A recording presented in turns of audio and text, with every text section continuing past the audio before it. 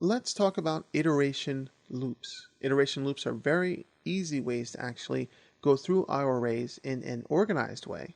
In this part of the page here, in the iteration loops file, you can see that we're using some different syntax here. A function called reset.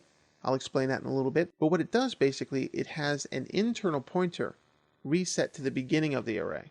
So if we're looking at manipulating the array from this point of view, we might be pointing to this element. I'll show you why and how. But reset will bring you back to the beginning. So just keep that in mind. And then when we deal with the while loop to go through each part of this array, we're going to use the list function, and we return the key and the value. You'll see this in different forms, but if you want the key and the value, you put that as a comma separated parameters for this particular function here that we're going to be working with. And it's a little bit strange looking. So this list, which is going to bring back the key and the value, is equal to each of the array values. And that's just a strange syntax that allows us to now, on any line within this while loop, grab the key and the value. Now, we echo key, which is actually the key, the actual element there. And then we actually use that key to get to the value in the array. We could easily pass $val here because it is the same thing as this. So we don't even need the value. We can just use the key.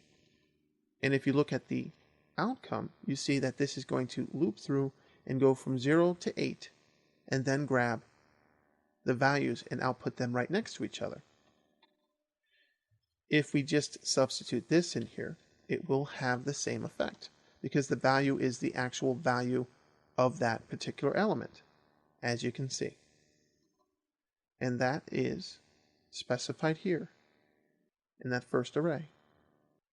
That's one way to do it. You might want to take a note of the syntax and get to know it, but you will see it throughout this training in different sections.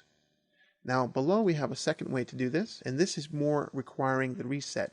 I use it usually at the beginning of a while loop that's going to traverse or go through that list.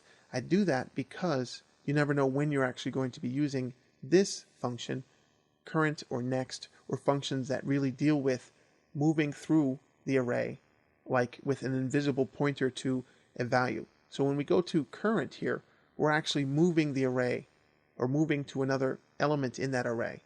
Current is going to bring back the current value. If we say array here, that's going to bring the current element that's being pointed to.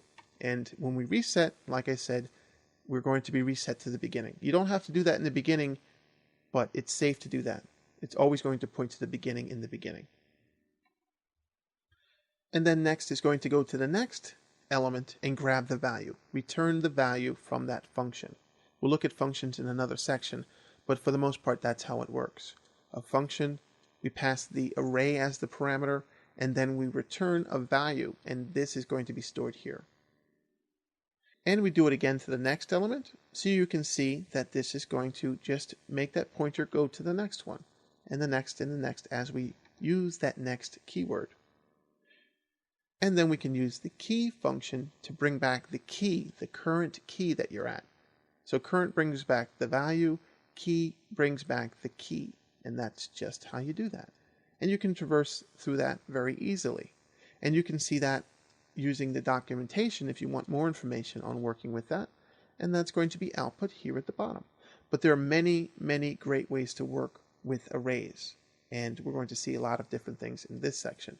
You can even see that we can reset that back as we do here, and that's going to put us back into the first slot again, and we grab the key for that first element there, the first key in the list, and that's what's returned, 0, because that is the first key in that list. And we can also go to the end of the array. So many things you can do. You want to look up arrays on the php.net documentation for more information.